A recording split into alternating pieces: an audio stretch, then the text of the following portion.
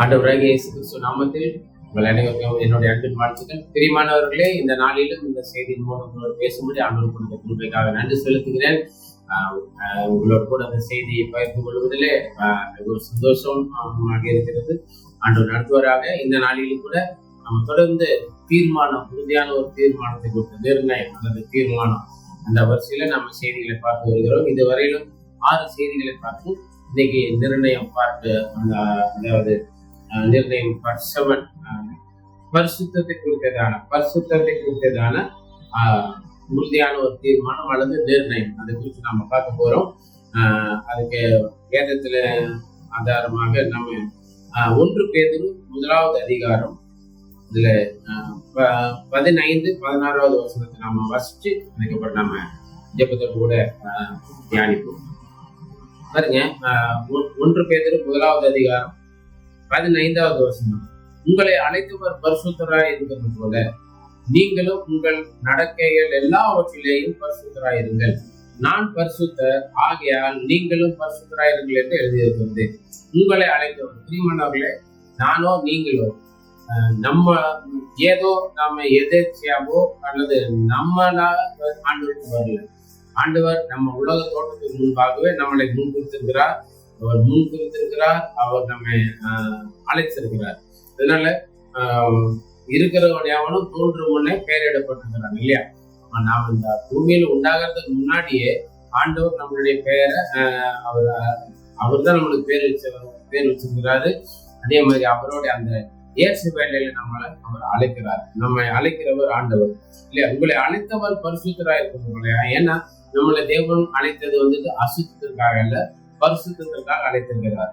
உங்களை அழைத்தவர் பரிசுத்தராக இருக்கிறது போல நீங்களும் உங்கள் நடக்கைகள் எல்லாவற்றிலேயும் பரிசுத்தராக இருக்கும். குறிப்பிட்ட நாள் மாத்திரம் அல்லது ஞாயிற்றுக்கிழமை ஆராதனையில மாத்திரம் பரிசுத்தமா இருங்கன்னு சொல்றேன்.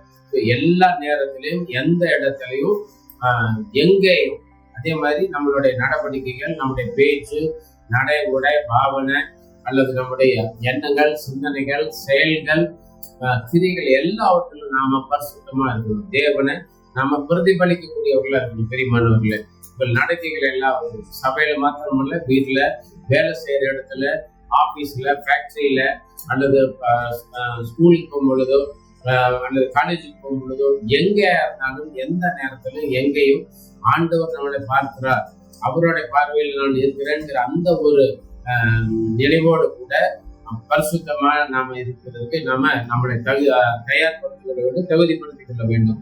ஏன்னு கேட்டா உங்கள் நடக்கைகள் எல்லாவற்றையும் நம்ம பேசினாலும் சரி, உட்கார்ந்தாலும் சரி, போனாலும் வந்தாலும், எங்க போனாலும், கல்யாணத்துக்கு போனாலும் சரி, பார்ட்டிகளுக்கு விருந்துகளுக்கு போனாலும் அல்லது எங்க போனாலும் என்ன செஞ்சாலும் அதுல பரிசுத்தம் இருக்கணும். அதன் மூலம் நம்முடைய அழைத்த ஆண்டவரை நாம வெளிப்படுத்தக்கூடியவர்களா, நம்ம ஆண்டவரை நாம மற்றவர்களுக்கு நம்ம செய்கள் மூலம் அறிவிக்கக்கூடியவர்களா இருப்பதற்கு நாம ஜாக்கிரதை உள்ளவர்களா இருக்கணும். ஏன்னா நான் பரிசுத்தர் ஆகியால் நீங்களும் பரிசுத்தராயிருங்கள் என்று எழுதியிருக்கிறது. லேவியராகமம் 20வது அதிகாரத்துல 26வது வசனத்தை நாம் வாசித்து பார்க்கும் பொழுது, லேவியராகமம் 20வது அதிகாரம் 26வது வசனத்துல நம்ம வாசிச்சு பார்த்தோம்னு சொன்னா அங்க ஆண்டவர் மிகவும் தெளிவா சொல்லி இருக்கிறார். பாருங்க, கர்த்தராகிய நான் பரிசுத்தராய் இருக்கிறபடினாலே நீங்களும் எனக்கேற்ற பரிசுத்தவான்களாய் இருக்கிறீர்கள். எனக்கேற்ற, நான் கர்த்தர், நான் பரிசுத்தர், அதனால நீங்களும் எனக்கேற்ற பரிசுத்தவான்களாய் இருக்கிறீர்களாக. நம்ம சில நேரத்துல ஊழியக்காரங்களுக்கு ஏற்ற பரிசுத்தவான்களா இருக்கலாம், குடும்பத்துல பெற்றோர்களுக்கு ஏற்ற பரிசுத்தவான்களா இருக்கலாம், உலகத்திற்கு ஏற்ற பரிசுத்தவான்களா இருக்கலாம். ஆனா கர்த்தருக்கு ஏற்ற பரிசுத்தர், சேனைகளின் கர்த்தர் பரிசுத்தர், என்னில் பாவம் உண்டு என்று யார் சொல்லக்கூடும்? ஒரு பரிசுத்தம் உள்ள தேவன் அவருக்கு ஏற்ற, அவருக்கு பிரியமான பரிசுத்தவான்களை நம்ம வாழ வேண்டியது மிக மிக அவசியம். நீங்கள் என்னுடையவர்களாய் இருக்கும்படிக்கு உங்களை மற்ற ஜனங்களை விட்டு பிரித்தெடுத்தேன். பாருங்க, ஆண்டவருக்கு நாம சொந்தம், நாம ஆண்டவருக்கு மாத்திரம்தான் சொந்தம். நீங்கள் என்னுடையவர்களாய் இருக்கும்படிக்கு, நீங்கள் என்னுடையவர்களாய் இருக்கும்படி. அதே மாதிரி ஏசாயா 43:1 பார்த்தோம்னு சொன்னா நீ என்னுடையவன் இல்லையா? ரொம்ப தெளிவாக சொல்லப்பட்டு பாருங்க. ஏசாயா 43வது அதிகாரத்துல நாம வாசிக்கும் பொழுது 1வது வசனம் பாருங்க. அங்க இஸ்ரவேலே உன்னை உருவாக்கினவர் சிருஷ்டவன் சொல்லிட்டு பாருங்க, பயப்படான்னு சொல்லிட்டு உன்னை மீட்டு கொண்டேன், உன்னை பெயர் சொல்லி அழைத்தேன், நீ என்னுடையவன், நீ என்னுடையவன். 4வது வருஷம், நீ என் பார்வைக்கு அருமையானபடியினால் நான் உன்னை சிநேகித்தேன். பாருங்க, ஆண்டவர் நம்மளை எவ்வளவு நேசிக்கிறார். அதனால நீங்கள் எனக்கு பரிசுத்த என்னுடையவர்களாயிருக்கும்படிக்கு உங்களை மற்ற ஜனங்களை விட்டு பிரித்தெடுங்க. நம்முடைய ஜாதியில இருந்து, நம்முடைய சொந்த பந்தங்கள்ல இருந்து, நம்முடைய குடும்பத்தில இருந்துட்டும், அதே மாதிரி அநேக நம்முடைய ஜாதி சாணத்திலிருந்து நம்மளை பிரிச்சு எடுத்திருக்கிறாருன்னு சொன்னா, தேவனுக்கு நம்முடைய பெயர் மாற்ற முடியாது, ஜாதி மாற்ற முடியாது, மதம் மாற்ற முடியாது அல்ல. நம்ம மனம் திரும்பி மனம் மாறி தேவனுடையவர்களாய், தேவனுக்கு சொந்தமானவர்களாய், கர்த்தருக்கு சொந்தமான மகனாக, கர்த்தருக்கு சொந்தமான மகளாக நாம் இருக்கும்படி தேவன் நம்மை முன் குறித்து நம்மளை பிரிச்சு எடுத்து வந்திருக்கிறார். அதனால நான் பரிசுத்தராக இருக்கிறது போல எனக்கு ஏற்ற பரிசுத்தம் உள்ளவர்களாய் நீங்கள் இருங்கள் சொல்லிட்டு, அப்ப அதனாலதான் நம்மளை ஆண்டவர் பிரிச்சு எடுத்துக்கிறார். நம்ம இருக்கிற தகுதிகளை பார்த்தோம், படிப்பை பார்த்தோம், அறிவை பார்த்தோம், அழகை பார்த்தோம், அந்தஸ்துகளை பார்த்தோம், இன்னும் நம்மளுடைய திறமைகளை பார்த்தோம், அல்லது இன்னும் நம்ம இருக்கிற டிகிரி, காசு, பணம், சொத்து சுகங்கள், ஆஸ்தி அந்தஸ்துகள், தோட்டம் துறவுகளை பார்த்தோம் அல்ல. பிரியமானவர்களே, தேவன் நம்மளை முன்குறிச்சது அவருக்கு ஏற்ற பரிசுத்தவர்களே, அவருக்கு மாத்திரம் நாம சொந்தமானவர்களா இருக்க முடியும். நான் உன்னை மீட்டு கொண்டேன், நீ எனக்கு சொந்தமானவங்க. அதனால நம்ம அவருக்கு சொந்தமா இருக்கும்படி ஆண்டவர் நம்மளை தெரிந்து கொண்டார். அதனாலதான் நம்மள என்ன செஞ்சிருக்கிறாரு, நம்மளை பிரிச்சு எடுத்துக்கிறாரு. அதனால நம்ம வேற யாருக்கு அடிமைகள், உலகத்திற்கோ, பிசாசுக்கோ, அசுத்தாபிகளுக்கோ அல்லது பாவத்துக்கோ, வேற யாருக்குமே நம்ம அடிமைகள் அல்ல, யாருக்கும் நம்ம சொந்தம் அல்ல. நம்ம ஆண்டவருக்கு பிரியமானவர்கள், ஆண்டவருக்கு பிரியமானவர்களா இருக்கிறோம், அவருக்கு மாத்திரமே சொந்தம் உள்ளவர்களா இருக்கிறோம். அதனால பிரியமானவர்களே, நம்ம அவருக்கு ஏற்ற பரிசுத்தத்துல நம்ம வாழ்வதற்கு ஜாக்கிரதையா இருப்போம். 1 தெசலோனிக்கே முதலாவது சரீரத்துல பரிசுத்தம் இருக்கணும்னு சொல்லி பார்க்கிறோம். 1 தெசலோனிக்கே 4வது அதிகாரத்துல நம்ம பார்த்தோம், 3 7வது வருஷம் வரைக்கும் நம்ம வாசிக்கும் பொழுது மிகவும் தெளிவாக சொல்லப்பட்டிருந்தது. 1 தெசலோனிக்கே 4வது அதிகாரம் 3ஆம் வசனம் முதல் 7ஆம் வரை பாருங்க. நீங்கள் பரிசுத்தம் உள்ளவர்களாக வேண்டும் என்பதே தேவனுடைய சித்தமா இருக்கிறது. ஆண்டவருடைய பல விதமான சித்தங்கள் இருக்கு இல்லையா, ஆண்டவருடைய சித்தம். அதுல ஒரு சித்தம், மிகவும் முக்கியமான ஒரு சித்தம் என்னன்னு சொன்னா, நாம பரிசுத்தமா இருக்க வேண்டும். நீங்கள் பரிசுத்தம் உள்ளவர்களாக வேண்டும் என்பதே தேவனுடைய சித்தமா இருக்கிறது. அந்தபடி நீங்கள் வேசி மார்க்கத்திற்கு விலகி இருந்து தேவனை அறியாத அஞ்ஞானிகளை போல மோக இச்சிக்கப்படாமல், நம்முடைய பாவம், நம்முடைய இச்சை, நம்முடைய ஆசைகள், அபிலாசைகள் இதையெல்லாம் விலகி மற்ற மார்க்கத்தை போல, மற்றவர்கள் வேசி மார்க்கம், அதாவது வேசி மார்க்கம் சொன்னா ஆண்டவரை விட்டுட்டு ஆண்டவர் வைக்க வேண்டிய இடத்துல, ஆண்டவர் கொடுக்க வேண்டிய கணத்துல, மரியாதையில மற்ற யாரை வச்சாலும் அது விபச்சார வேசி மார்க்கத்துக்கு சமம். பெரியமானவர்களே, ஏன்னா நாம தேவனுக்கு மாத்திரமே சொந்தவர்கள். தேவனுக்கு விட்டுட்டு பாவத்திற்கோ, உலகத்திற்கோ, மாம்சத்திற்கோ, பிசாசுகளுக்கோ நாம் அடிமையாகும் பொழுது, அல்லது அந்த இடத்துல இவைகளெல்லாம் கொண்டு வரும் பொழுது நாம வேசி மார்க்கத்தை கொள்ளவர்கள். அதனால உங்களில் அவனவன் தன் சரீர பாண்டத்தை பரிசுத்தமாயும், சரீரம் மிகவும் பரிசுத்தமாகும். அநேகர் சொல்லுவாங்க, நான் மனசு ரொம்ப சுத்தம், சரீரம் எப்படி இருக்குன்னு சொல்லி. அப்படி கிடையாது பிரியமானவர்களே. நம்ம சரீர பாண்டம் பரிசுத்தமாயும் கனமாயும் ஆண்டு கொள்ளும்படி அறிந்து, இந்த விஷயத்துல நம்ம மிகவும் சாக்கிரதையா சாட்சி இருக்கணும்.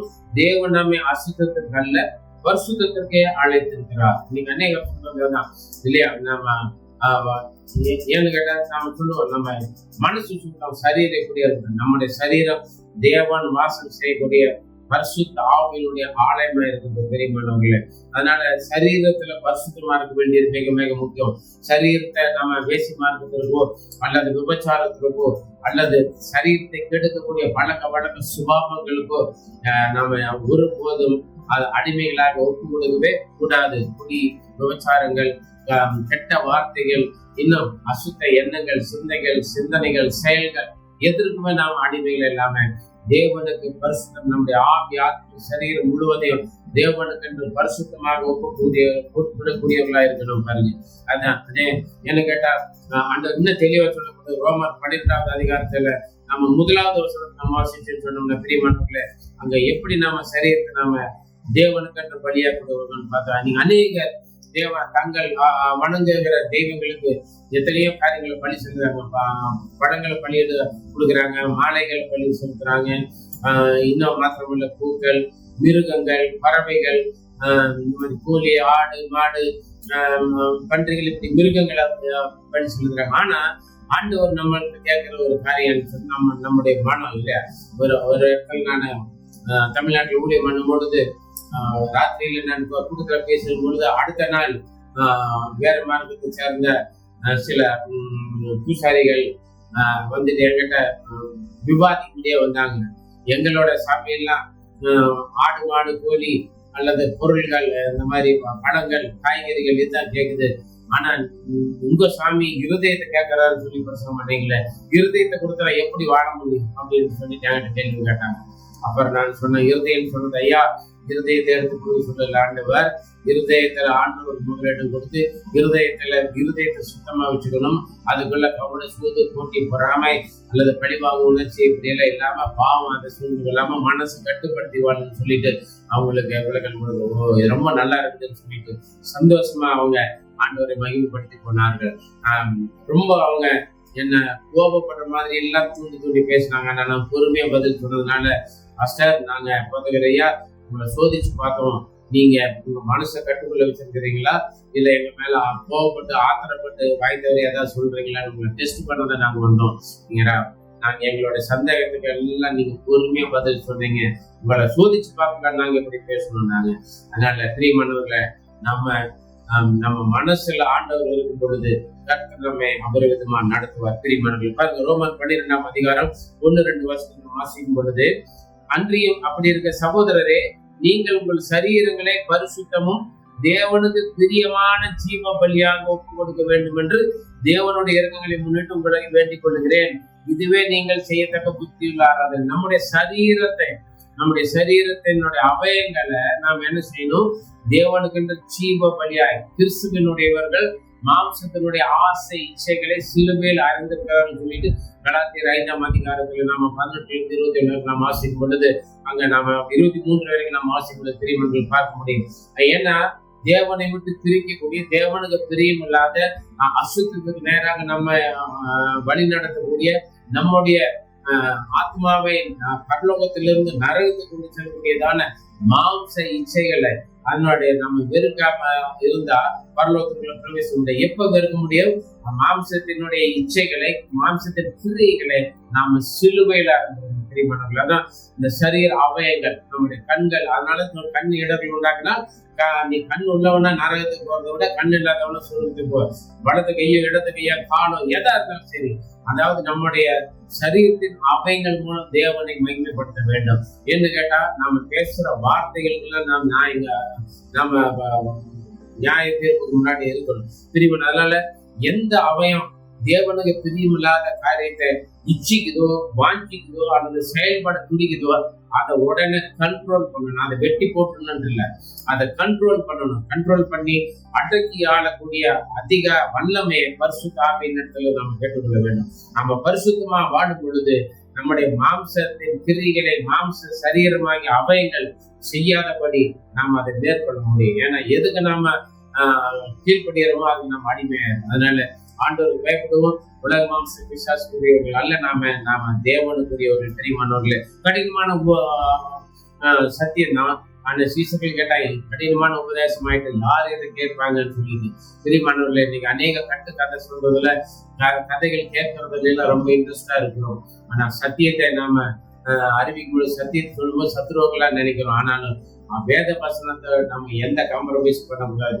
அதனால சத்தியத்தை சத்தியமாய் நம்ம கற்றுக்கொள்ளுவோம். போதிக்கும் போது அதை கவனமா கேட்போம். நம்மளை சரி பண்ணி நம்ம தேவனுக்கு ஏற்ற பரிசுத்தத்துல, தேவனுக்கு ஏற்ற பரிசுத்தவான்களா இருக்கும்படி தேவன் நம்ம வாழ கற்றுக்கொள்ளுவோம். நம்ம ஆசீர்வதிப்பாராக. நீங்கள் இந்த பிரபஞ்சத்திற்கு ஒத்த வேஷம் தெரியாமல் தேவனுடைய நன்மையும் பிரியமும் பரிபூர்ணமான சித்தம் என்னதென்று பகுத்தறியத்தக்கதாக உங்கள் மனம் புதிதாகிறதுனாலே மறுரூபமாகும். இன்னைக்கு மனம் திரும்பணும். மதம் மாறுறதல்ல, ஜாதி மதம் பேர் மாத்துறதல்ல. அதற்காக இயேசு வரவும் இல்லை, அதற்காக இயேசு மறிக்கவும் இல்லை. பிரியமானவர்களே, நம்ம மனம் திரும்பணும், புதுசான. அதனாலதான் உலகத்திற்கு ஒத்த பேச. நீங்க அநேக சண்டே ஞாயிறு ஆராதனைக்கு வரும் பொழுதோ, ஜெப கூட்டங்களுக்கு வரும் பொழுதோ, உபாசனைக்கு வரும் பொழுது ரொம்ப பக்தியும் பரிசுத்தமும் அந்நிய பாஷையும் அபிஷேகமா இருப்பாங்க. அந்த ஜெபத்தை விட்டுட்டு வெளியே போனா உலகத்தாரோட ஆயிடுவாங்க. உலகத்தின் ஜனங்களோட அவங்களோட பழக்க வழக்கங்கள், அவங்களுடைய பாரம்பரியம், சடங்காச்சாரியங்கள், ட்ரெடிஷன் எல்லாம் நடத்திடுவோம். நாம அந்த மாதிரி ஆயிடுவோம். நம்ம இந்த மாதிரி சபையில பாடி துதிச்சு ஆராதிச்சவங்களா இவங்க அப்படின்னு பாக்குறவங்களுக்கு சந்தேகம் உண்டு இல்லையா? உலகத்தோட ஒத்து போறது, உலகத்திற்கு சிநேகமா இருக்கிறது, உலகத்திற்கு ஒத்த வேஷம் தெரிக்கிறது, அந்த பிரபஞ்சத்துக்குரிய வேஷம் தெரிக்கிறது கூடவே கூடாது. பிரியமானவர்களே, உலகத்திற்கு சிநேகமா இருக்கிறவன் தேவனுக்கு பகைஞனா இருக்கிறான்னு சொல்லுவாரு இல்லையா? அதனால நம்ம சாப்பிட்டதை உள்ளவர்களா இருக்கோம். தேவனுக்கு ஏற்ற பரிசுத்தத்துல நம்முடைய சரீரத்துல பரிசுத்தமா இருக்கணும். அதனாலதான் வேதத்துல சொல்லப்படுது. 2 Corinthians 5வது அதிகாரத்துல நம்ம வாசிக்கும் பொழுது அங்க 5ஆம் அதிகாரம் 10வது வசனம் பாருங்க. ஏனென்றால் சரீரத்தில் அவனவன் செய்த நன்மைக்காவது தீமைக்காவது தக்க பலனை அடைபடுகி நாம் எல்லாரும் கிறிஸ்துவின் நியாயஸ்தானத்துக்கு முன்பாக வெளிப்பட வேண்டும். இதே மாதிரி பாருங்க, நம்ம பேசுற வார்த்தைகளை மத்திய 12:36 வாசிச்சுன்னு சொன்னோம்னா, நம்ம பேசுற ஒவ்வொரு வார்த்தைக்கும் நாம நியாயஸ்தானத்துக்கு முன்னாடி நாம இருக்கணும்னு சொல்லிட்டு பிரியமானவர்களை பார்க்க பாருங்க.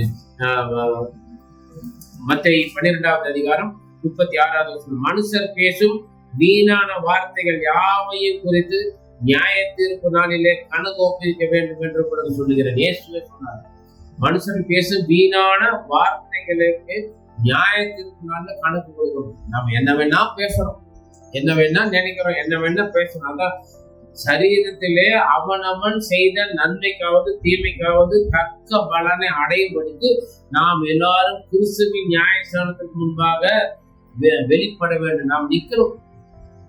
இதனால சரீரத்துல வாயில எண்ணங்கள், சிந்தனைகள், செயல்கள், கிரியைகள், அதனாலதான் உங்கள் நடக்கைகள் எல்லாவற்றிலும் கொஞ்சம் ஒரு குறிப்பிட்ட பார்ட் மாத்திரம் அல்ல, குறிப்பிட்ட நாள் மாத்திரம் அல்ல, குறிப்பிட்ட இடத்துல மாத்திரம் அல்ல, எங்க இருந்தாலும் சபையில, வீட்டுல, வெளியில, வேலை செய்யற இடத்துல, படிக்கிற இடத்துல, எந்த தொழில் செய்யற இடத்துல இருந்தாலும் சரி, ஆண்டவருக்கு பரிசுத்தமா இருக்கிற தீர்மானங்கள் நாம உறுதியா இருக்கணும்.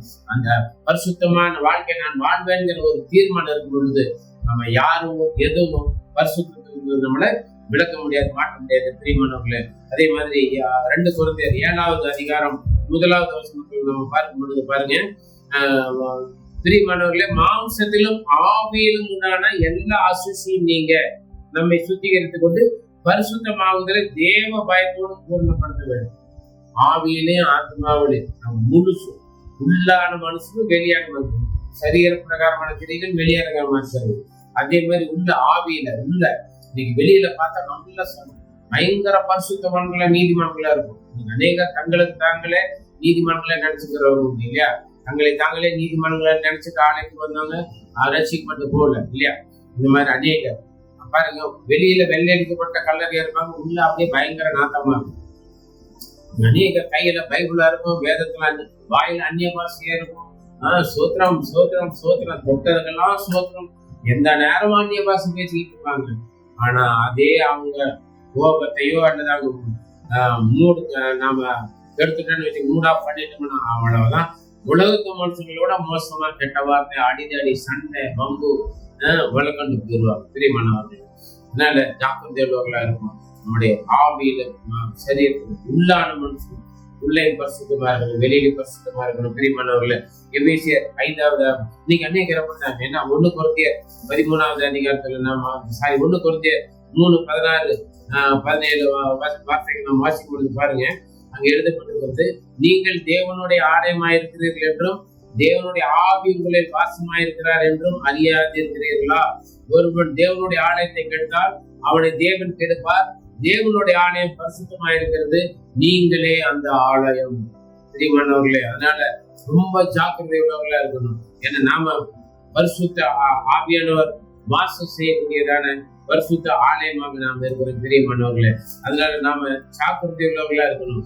நாம தேவன் தங்கக்கூடிய பரிசுத்த ஆலயமாக நாம் இருக்கிறபடினால நாம மிகவும் ஜாக்கிரதையா இருக்கணும். எபேசியர் 5வது அதிகாரம் 3-5 வசனம் வரைக்கும் நம்ம வாசிக்கும் பொழுது பாருங்க, அங்க சொல்லப்பட்டிருக்கிறது. எபேசியர் 5ஆம் அதிகாரம் 3 முதல் நம்ம 5ஆம் வசனம் வரைக்கும். மேலும் பரிசுத்தவான்களுக்கு ஏற்றபடி பரிசுத்தவான்களுக்கு ஏற்றபடி வேசித்தனமும் மற்ற எந்த அசுத்தமும் பொருளாசையும் ஆகிய இவைகள் பேர் முதலாய் உங்களுக்குள்ளே சொல்லாதபடி பரிசுத்தவான்களுக்கு ஏற்றபடி சொன்னா அந்த தகுதி, பரிசுத்தவான்களுக்கு ஏற்ற தகுதி நமக்கு இருக்குது பிரியமானவர்களே.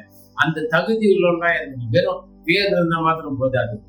அசுத்தங்களுக்கு அதான் பாருங்க, வேசித்தனம் அசுத்தமும் பொருளாசை இந்த பேர் முதலா ஐயோ அவங்கள பேர் தெரியாதப்பா, ரொம்ப மோசமான ஆளு, அவன் நடவடிக்கை சரியில்லை, அவன் விவகாரம் சரியில்லை, ரொம்ப பணாசை பிடிச்சவன், ரொம்ப பொருளாசை பிடிச்சவன், இப்படி எல்லாம் அந்த பேரு கூட நம்ம யாரும் சொல்லக்கூடாது. அப்படியே வம்பும் புத்தியினமான பேச்சும் புத்திய பரியாசமும் தகாதவைகள் ஸ்தோத்திரம் செய்தலே தகும். அந்த தகுதியில என்ன அது? வம்பு இருக்காது, புத்தியினமான பேச்சு தேவை. என்ன பேசணும், எப்ப பேசணும், எப்படி பேசணும்னு தெரியாது. அறிவு கட்டத்தனமா பேசாதா அப்படின்னு சொல்லுவோம் இல்லையா, புத்தியே இல்லையா அவனுக்கு அப்படின்னு கேட்பேன் இல்லையா. அதான் அது மாத்திரம் இல்ல, பரியாசம். பரியாசக்காரர் உட்கார இடத்துல உட்காராதேங்கிறாரு இல்லையா. அப்ப பரியாசம் எங்க பார்த்தாலும் கேலி கிண்டலும் பரியாசம் டபுள் மீனிங் பேச்சு இப்படி எல்லாம் பண்ணிட்டு நான் பரிசுத்தவாட்டின்னு சொல்லிக்கிட்டு இருக்க கூடாது. அதற்கு தகுதியுள்ள இருக்கும்படி விபச்சாரக்காரனாவது அசுத்தனாவது விக்கிராதனைக்காரனாகிய பொருளாசைக்காரனாவது தேவனுடைய ராஜ்யமாகி கிறிஸ்துவின் ராஜ்யத்தில் சுதந்திரம் அடைவதில்லை. ஆண்டவர்களை பிரவேசிக்க முடியாது, தேவனுடைய ராஜ்யத்துல பிரவேசிக்க முடியாது பாருங்க பிரியமானவர்களே. அதனால நம்முடைய ஆவி ஆத்ம சரீரம் எல்லாமே பரிசுத்தமா இருக்குது. இன்னும் தெளிவா சொல்லப்பட்டிருக்கிறது. மத்தேயு 5வது அதிகாரம் 8வது வசனத்தை நம்ம வாசிக்கும் பொழுது, இருதயத்தில் பரிசுத்தம் உள்ளவர்கள் பாக்கியவான்கள், அவர்கள் தேவனை தரிசிப்பார்கள். இருதயத்துல பரிசுத்தம், வார்த்தையில பரிசுத்தம், சரீரத்துல பரிசுத்தம், நம்முடைய நடக்கையில் எல்லாவற்றிலும் பரிசுத்தம், மாத்திரமல்ல மனசுல இருதயத்தில் பரிசுத்தமா இருக்கிறது. பிரியமானவர்கள, இருதயத்துல பரிசுத்தமா இருக்கும் பொழுதுதான் அந்த இருதயத்துல தேவன் வாசம் செய்யணும். ஏன்னு கேட்டா, நீங்கள் தேவனுடைய ஆலயமா இருக்கிறீர்கள் என்றும் தேவனுடைய ஆவி உங்களுக்கும் தங்கியிருக்கிறார் என்றும் நீங்கள் அறியீர்கள். நீங்க அநேக அந்த நினைப்பே கிடையாது, ஆண்டவர் எங்கேயோ இருக்கிறாரு. தேவன் ஆவியானவர், கர்த்தர் ஆவியானவர். அவருக்கு ஒரு குருபமோ சொரூபமோ கிடையாது, அவருக்கு நிறம் எதுவும் கிடையாது. அவருடைய சாயலால் ஆண்டவர். அதனால பிரியமானவர்களே, அவர் தேவன் ஆவியானவர். அவர் மனுஷனால் கட்டப்பட்ட ஆலயத்தில் இல்ல, அவர் உண்டாக்கின அவருடைய கைகளில் உண்டாக்கின ஆலயமாகிய நமக்குள்ளாக அவர் வாசம் பண்ணுகிறார். நம்முடைய ஆண்டவர் மனுஷனை உண்டாக்கின ஆண்டவர் அல்ல, மனுஷனை உண்டாக்கின ஆண்டவர். அதனாலதான் பாருங்க, ஆண்டவர் நம்மளை உண்டாக்கின ஆண்டவர் ஜீவன் உள்ளவர். ஒரு மனுஷன் உண்டாக்குனா அது எந்திரிச்சு நடக்காது, பேசாது, கவனிக்காது, நம்முடைய ஜெபங்களுக்கு பதில் தர்றது. ஆனா மனுஷனை உண்டாக்கின தேவனிடத்துல நாம பேச முடியும், அவர் நம்மளுக்கு பதில் சொல்லுவாரு, அவர் நம்மளை நடத்துகிறார் பிரியமானவர்கள். அதனாலதான் நீங்கள் தேவனுடைய ஆலயமாயிருக்கிறீர்கள். தேவனுடைய ஆலயம் பரிசுத்தமானது. அந்த பரிசுத்த ஆலயம் நீங்களே, நீங்களும் தான் தேவனுடைய ஆலயம் பிரியமானவர்களே. அதனால 1 யோவான் 3வது அதிகாரத்துல நாம 1 யோவான் 3வது அதிகாரத்துல 2வது 3வது வசனத்தை நாம் வாசிக்கும் பொழுதாங்க மிகவும் தெளிவா சொல்லப்பட்டிருக்கிறது. நம்ம பரிசுத்த எப்படிப்பட்ட பரிசுத்த வாழ்க்கை வாழணும்னு சொல்லிட்டு பாருங்க. நீங்க அநேக பரிசுத்தத்தை குறித்து கொஞ்சம் கூட ஒரு கவலை இல்லாம இருக்கிறோம் பிரியமானவர்களே, காப்பதே இருக்கும். 1 யோவான் 3வது அதிகாரத்துல பாருங்க 2வது வசனம் 3வது, பிரியமானவர்களே, இப்பொழுது தேவனுடைய பிள்ளைகளா இருக்கிறோம், இனி எவ்விதமா இருப்போம் என்று இன்னும் வெளிப்படவில்லை.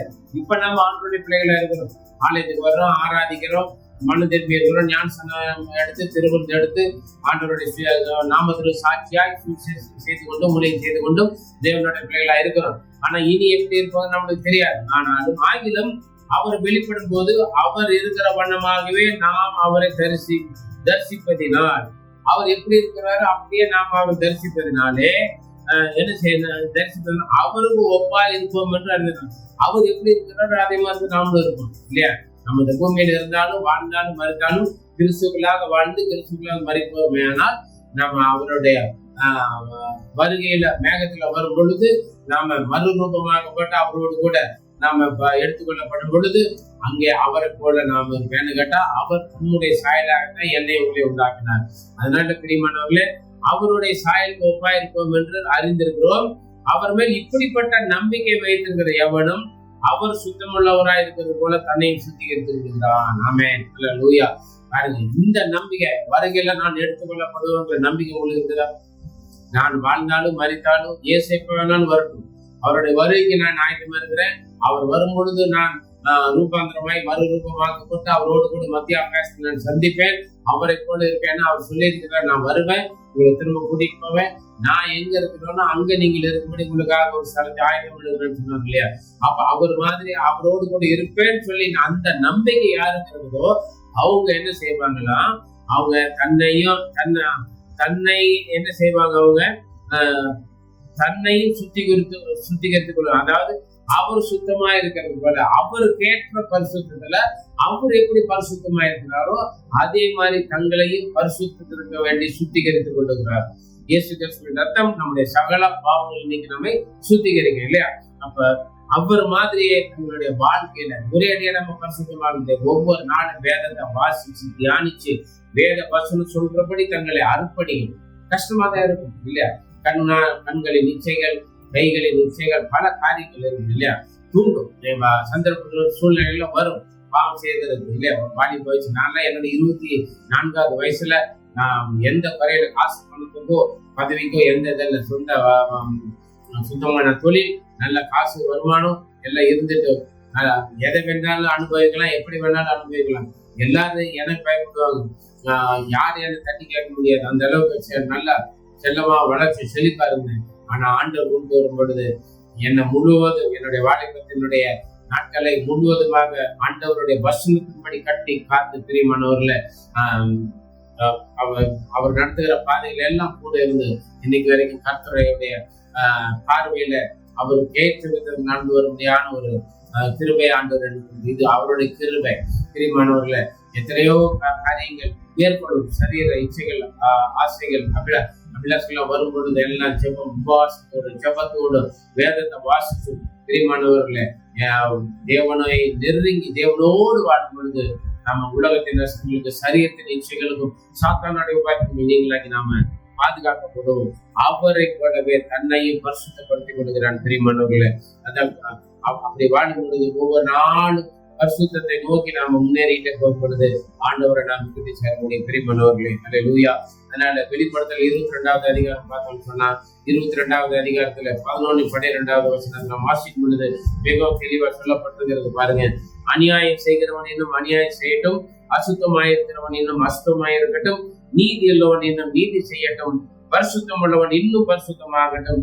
இதோ நான் சீக்கிரமாக வருகிறேன், அவன் அவனுடைய கிரிகளின்படி அவனுக்கு நான் அளிக்கும் பலன் என்னோடு கூட வருகிறது. ஆண்டவர் தடுத்து நிற்க மாட்டார். ஒருத்தன் பாவம் செய்யறான்னா செய்து விட்டுருவாரு.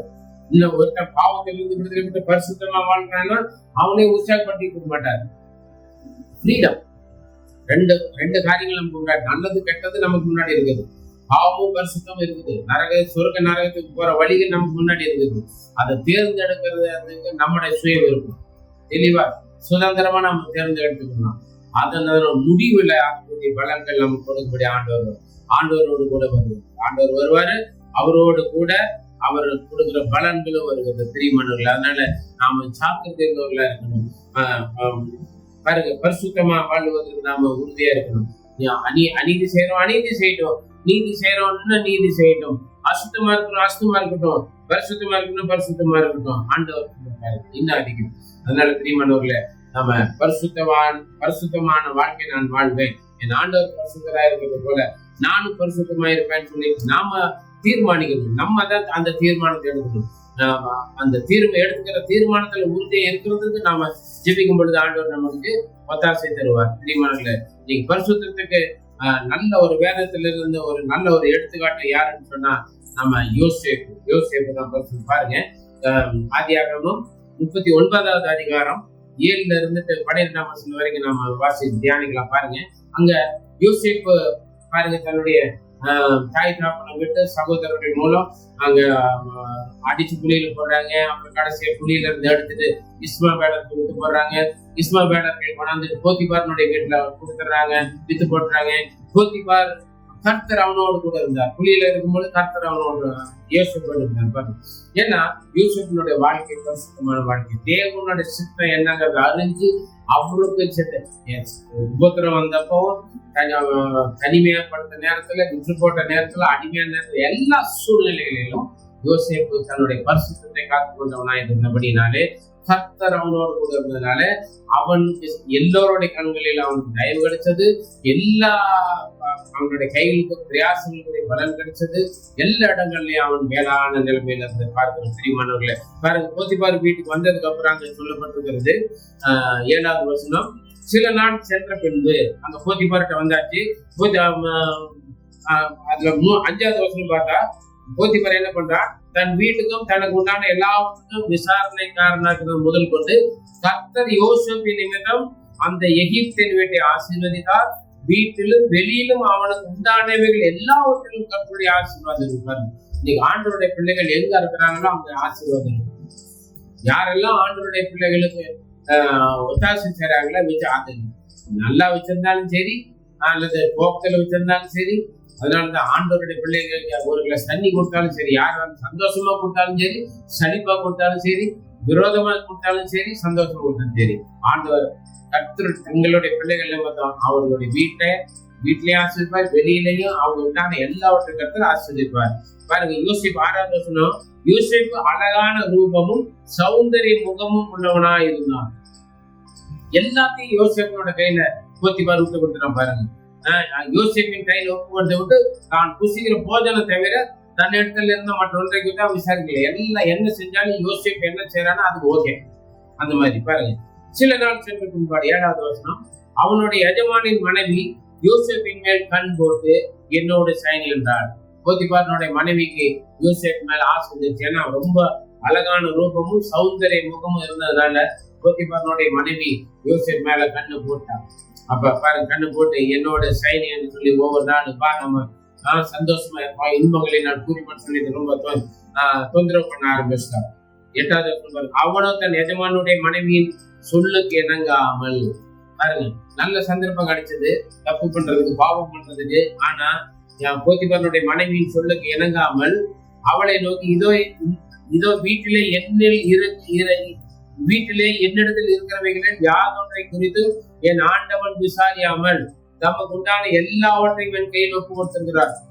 என்னுடைய எஜமான், என்னுடைய கணவர் இந்த வீட்டுல எதை குறிச்சு விசாரிக்கிறது கிடையாது. நான் எவ்வளவு வேணா செலவு பண்ணலாம், என்ன வேணா சாப்பிடலாம், என்ன வேணா உடுத்திக்கலாம், எங்க வேணா போலாம் வரலாம், எல்லாம் என்னோட இஷ்டத்துக்கு செய்யலாம். அவர் ஒண்ணுமே கேட்க மாட்டாரு. இந்த வீட்டுல என்னிலும் பெரியவன் இல்ல, என்னை விட்டு இந்த வீட்டுல யாருமே பெரியவங்க கிடையாது. எல்லாத்துக்கும் பெருசா இந்த வீட்டினுடைய விசாரணை அதிகாரியா நான் இருக்கிறேன். நீ அவருடைய மனைவியா இருக்கிறபடினால் உன்னை தவிர வேறொன்றையும் அவர் எனக்கு விலக்கி வைக்கவில்லை. நீ அவருடைய மனைவியா இருக்கிறதுனால உன்னை மாத்திரம்தான் எனக்கு கொடுக்கல. இந்த வீட்டுல இருக்கிற சொத்து சுகம் காசு பணம் நகை தங்கம் பொண்ணு வெள்ளி மாடு மாடுகள் வேலைக்காரன் A to Z எல்லாம் என் இஷ்டப்படி அனுபவிக்கலாம். ஆனா உன்னை மாத்திரம்தான் நீ அவருடைய மனைவியா இருக்கிறதுனால எனக்கு கொடுக்கல. இப்படி இருக்க நான் இத்தனை பெரிய பொல்லாங்குக்கு உடன்பட்டு தேவனுக்கு விரோதமா பாவம் செய்வது எப்படி ஆகும் என்றான். பாருங்க, இப்படி நான் தேவனுக்கு விரோதமா பாவம் பண்ண மாட்டேன், இந்த பொல்லாங்குக்கு நான் உடன்பட மாட்டேன் அப்படின்னு சொல்லிட்டான்.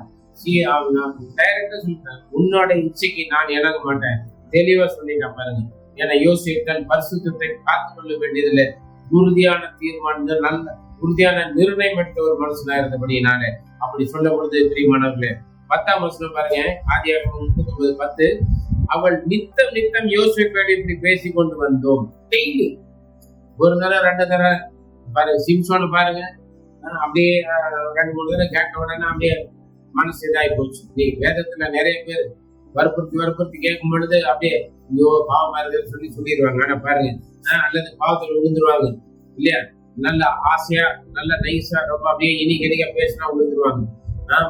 நீதிமொழிகள் 7வது அதிகாரம் பாருங்க, அங்க நல்லா தெளிவா தெரியும். அப்படியே மிகவும் இனிய சொற்களினால் அப்படியே கொண்டு போயிட்டாச்சு இல்லையா, அங்க புரிஞ்சு போச்சு. அந்த மாதிரி தான் பாருங்க.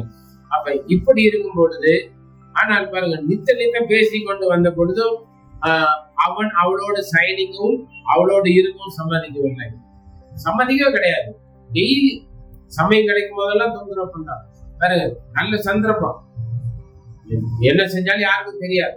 ஆனாலும் யோசிப்பு தன் பரிசுத்தத்தை ஏன்னா தேவன் என்னை கவனித்துக் கொண்டிருக்கிறார், அவருக்கு முன்பாக நான் உண்மையா இருக்கணும், பரிசுத்தமா இருக்கணும்.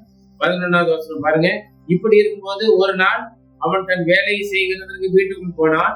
வீட்டு மனிதர்கள் ஒருவரும் வீட்டில் இல்லை, யாருமே கிடையாது. அங்க போத்திபாருடைய மனைவியும் யோசேப் மாத்திரம் தான் தனியா இருக்கிறாங்க.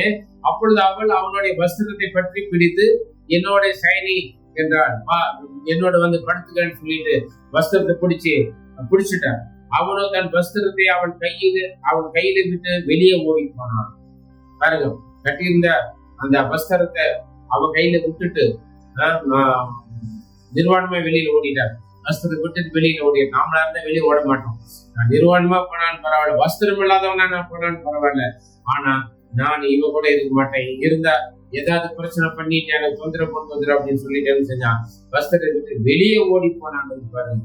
வேற எங்கேயும் போயிருக்கல, வீட்டை விட்டு அந்த ரூமை விட்டுட்டு வெளியில ஓடிட்டா. அப்படி அதுக்கப்புறம் என்ன, அவன் தன் வஸ்திரத்தை அவள் கையில விட்டு வெளியே ஓடி போனதை அவள் கண்ட பொழுது உடனே குறுக்கு குத்தி பாருங்க, அங்க வீட்டு மனுஷர் எல்லாம் கூப்பிட்டு பாருங்களேன், இப்ராஹிம் மனுஷன் நம்ம இடத்துல சரசம் பண்ணபடி அவனை நமக்குள் கொண்டு வந்தார். இந்த மனுஷன் பாருங்க, அவன் என்னோட சைனிக்கும்படி என்னிடத்துல வந்தான், நான் மிகுந்த சத்தமிட்டு கூப்பிட்டேன், அதனால வஸ்திரத்தை விட்டு ஓடிட்டான். பாருங்க, வஸ்திரத்தை பாருங்க, வீண் பலி சுமத்துகிறார். அவளுடைய ஆசை இச்சைகளுக்கு இணங்காதபடினால வீண் பலி சுமத்துகிறார். ஆனா அந்த அவங்க புருஷன் வர்றாரு, போத்திபார் வந்த உடனே, பாரு நீ கொண்டு வந்த வேலைக்காரன் பாரு என்னிடத்துல சைனிக்கு முடி வந்தான் அப்படின்னு சொல்லிட்டு, என்னோட சரசம் பண்ண முடி வந்தான் அப்படின்னு சொல்லும் பொழுது அவன் பயங்கர மூர்க்க கோபம் கொண்டு என்ன செய்யறான், நான் குடிச்சு சத்தம் போடுறதுனால அவன் ஓடிட்டாமா. பாரு அவனோட வஸ்திரம் இருக்குன்னு சொல்லி காமிக்கிறான். சாட்சி இல்லையா, வஸ்திரம் சாட்சி கிடைச்சிருச்சு. உடனே அவனுக்கு கோபம் மூண்டது. எஜமானுக்கு கோபம் வந்தோடனே அவன் அங்க போயிட்டு ராஜா கிட்ட, அந்த ராஜா கட்டளையில அவன் வேலை செய்யற இடத்துல கொண்டு போயிட்டு காவலாளிகளோட அங்க வைக்கிறான். அங்க பாருங்க, ஆண்டவர் வீண் பலிகள் நிந்தனைகள் சுமந்தது நிமித்தம் பிரியமானவர்களே, கர்த்தர் யோசேப்பிட்ட 21 23 வரைக்கும் பாருங்க. கர்த்தர் யோசேப்பிட்ட இருந்து அவன் மேல் கிருபை வைத்து சிறைச்சாலை தலைவனுடைய தயவு அவனுக்கு கிடைக்கும்படி செய்தார். சிறைச்சாலை தலைவன் சிறைச்சாலையில் வைக்கப்பட்ட யாவரையும் யோசேப்பின் கையில் ஒப்பு கொடுத்தான். அங்கே அவர்கள் செய்வது எல்லாவற்றையும் யோசேப்பு செய்வது. பாருங்க, இங்க எல்லாத்துக்கும் மேனேஜர் சூப்பர்வைசர் ஆயிட்டார். போற இடமெல்லாம் கண்கள் தயவு கிடைக்கிறது. ஏன்னா ஆண்டவர் கூட இருந்தார். பிரியமானவர்களே, ஆண்டவர் கூட இருக்கும் பொழுது நாம பாவம் செய்யாம ஆண்டவர் எப்பொழுது நம்ம கூட இருக்கும். கர்த்தரின் வலது பாசத்துல இருக்கிறபடியெல்லாம் அசைக்கப்படுவது இல்லையா. ஆண்டவர் நம்ம கூடவே இருக்கணும். அவர் இல்லாம ஒரு நிமிஷம் கூட இருக்க கூடாது. பாருங்க, அங்க சிறைச்சாலை காவலர்கள் செய்கிற வேலைகள், ஜெயில இருக்கிறவங்க வேலை செய்வாங்க இல்லையா, அவங்களுக்கு மேல அதிகாரியா வச்சு ஆச்சு உடனே. கர்த்தர் அவனோடு இருந்தபடியினாலும் அவன் எதை செய்தானாலும் அதை கர்த்தர் வாய்ப்பு பண்ணுகிறபடினாலும் அவன் வசமா இருந்த யாதொன்றை குறித்து சிறைச்சாலை தலைவர் விசாரிப்பாரு. எப்படி போத்திபார் ஒன்றை குறித்து விசாரிக்கையோ அதே மாதிரி சிறைச்சாலை தலைவர். அதுக்கப்புறம் பாருங்க, ஜெயில் தண்டனை வந்தது. ஆனாலும் கர்த்தர் வார்த்தையில அங்க சொப்பனை பார்க்கும்படி, சொப்பனத்துக்கு விளக்க சொல்லுக்கும்படி பல காரியங்கள். கடைசியா ஒரு நாள் பார்வோன், எகிப்தின் ராஜா பார்வோனே அவனோட ஸ்தானத்துல பேருக்கு தான் நான் ராஜாவா இருப்பேன், இது எல்லாம் நீயே பூரா முழு தேசத்தையும் எகிப்தினுடைய ஆளுக்கு உட்பட்ட எல்லா ராஜ்யங்களையும் ஆளக்கூடிய ஒரு பெரியவன். ஆண்டவருக்கு உண்மையா இந்த விசுவாசத்தை காத்து கொண்டபடினால் நம்ம விசுவாசத்துக்கு யோகியதை உள்ள, பசுத்தத்துக்கு யோகியதை உள்ளவர்களா இருக்கும், தகுதி உள்ளவர்களா இருந்தபடினால பாருங்க, தேசத்துக்கு முழு தேசத்துக்கு அதிபதியாக பிரியமானவர்கள அந்த பலன் கிடைச்சது. பாருங்க, இன்னைக்கு ஆண்டவருக்கு பக்தி வைராக்கியம் இருக்கும் பொழுது, பரிசுத்தமாக நாம் வாழும் பொழுது, ஒருவேளை வீண் பலிகள் ஆளாகலாம். நீங்க அநேக ஜாதி மாத்திரம், மதம் மாத்திரம் அப்படின்னு சொல்லிட்டு வீண் பலிகளை சுமத்தி காசு கொடுக்குறாங்க, இப்படி பண்றாங்க அப்படி பண்றாங்கன்னு வீண் பலிகளை போட்டு கேஸ போட்டு இன்னைக்கு போலீஸ் ஸ்டேஷன்ல வைக்கிறாங்க, லாக்அப்ல போடுறாங்க, ஜெயில போடுறாங்க. பிரியமானவர்களை அடிக்கிறாங்க, உதைக்கிறாங்க, தீ வச்சு கொடுக்குறாங்க, ஆலைகளை உடைக்கிறாங்க. பரவாயில்ல, அவன் அநீதி அக்கிரம் பண்றவங்க அநீதி செய்யறவங்க பண்ணட்டும், சட்டங்களை போடுறாங்க, சுவிசேஷம் தடை பண்றாங்க. ஆண்டவர் சீக்கிரமாக வரப்போகிறார். பிரியமானவர்களை, அதனால சோர்ந்து போகாதீங்க. வீண் பலி சொன்னாலும் பரவாயில்ல, என்ன நிமித்தமாக ஆண்டவருக்கு ஆண்டவர் மேல போய் பலிகள் சுமத்துறாங்க இல்லையா, போய் குற்றச்சாட்டுகள், போய் பேசினாங்க, போய் சாட்சிகளை ஏற்படுத்தினாங்க, தேவையில்லாத காரியங்கள் எல்லாம் சொல்றாங்க. பிரியமானவர்களே, அதனால கவலைப்படாதீங்க, சோர்ந்து போகாதீங்க. பக்தி வைராக்கியமா இருங்க, பரிசுத்தத்துல வைராக்கியமா இருங்க. எந்த சூழ்நிலையிலும் நான் என்னுடைய பரிசுத்தத்தை காத்துக் கொள்வேன்னு சொல்லிட்டு தைரியமா நம்பிக்கையா பரிசுத்தத்தை குறித்து எடுத்த தீர்மானத்துல உறுதியா இருங்க பிரியமானவர்கள். ஆண்டவர் உங்களுக்கு உதவி செய்வார். அது நிமித்தம் நீங்க பரிசுத்தமா வாழ்ந்துங்கிற எடுத்த தீர்மானத்தை நிமித்தம் ஒருவேளை உங்களுக்கு நஷ்டங்கள் வரலாம், கஷ்டங்கள் வரலாம், சிறை தண்டனைகள் வரலாம், ஆண்டவருக்காக வைராக்கியம் இருக்கும் பொழுது தேவையில்லாத பிரச்சனைகள் வரலாம், உபத்திரவங்கள் வரலாம், இன்னும் துன்பங்கள் வரலாம், துன்பப்படுத்தலாம். கவலைப்படாதீங்க. அது எல்லாத்துக்குரிய பலன் அவனுடைய கிரியைகளுக்கு ஏற்ற பலனை அவரோடு கூட வருகிறது பிரியமானவர்களே. நிச்சயமாண்டவர் தருவார். பாருங்க, அதுக்கு யோசிச்சு பயங்கரமா வெட்கப்பட்டார். பாருங்க, முழு உலகத்துக்கும் ஆச்சரியமா இருந்தா நாம பார்க்கிறோம். அதனால சோர்ந்து போகாதீங்க. யோசிப்பை பொறுத்த போல இன்னைக்கு நிறைய சந்தர்ப்பம் வரும் பாருங்க. வீட்டுல தனியா இருக்கிறாங்க, யாருக்கும் தெரியாது, ஒண்ணுமே பண்ண போறது இல்லை. இன்னைக்கு திருடுறதுக்கும் அல்லது விபச்சாரம் பண்றதுக்கும், இன்னைக்கு அது மாத்திரம் இல்ல, பொய் சொல்றதுக்கும் அல்லது குடிக்கிறதுக்கு பல காரியங்கள் நமக்கு நம்மளை தேடி வரலாம். சந்தர்ப்பங்கள், சூழ்நிலைகள் நம்மளுக்கு சாதகமா அமையும். பாவம் பண்றதுக்கு, பிரியமானவர்கள விபச்சாரம் பண்றதுக்கோ அல்லது தேவனுக்கு பிரியமில்லாத காரியங்கள் செய்வதற்கோ, திருடுவதற்கோ அல்லது இன்னும் நல்ல ஒரு பிரகாசமான வாழ்க்கை வசதி வாய்ப்புகள் பெறுவதற்கோ தான சந்தர்ப்பங்கள் தேடி வரலாம். அதனால எதற்கு ஜாக்கிரதையா இருங்க. தேவனுக்கு பிரியமில்லாத எதையும் வாழ்க்கையில் அனுமதிக்காதீங்க. தேவனுக்கு ஏற்ற பரிசுத்தத்துல இருங்க. ஆண்டவர் அற்புதங்களை செய்வார். ஏற்ற வேலையில் கர்த்தர் உங்களை உயர்த்துவார் பிரியமானவர்களே. அதனால நான் பரிசுத்தமாக வாழ்வேன்கிற அந்த ஒரு தீர்மானத்துல உறுதியா இருங்க. ஆண்டவர் உங்களை ஆசீர்வதிப்பாராக. எந்த சூழ்நிலையில் சோர்ந்து போகாதீங்க. கர்த்தர் உங்களுக்கு உதவி செய்வார். God bless you.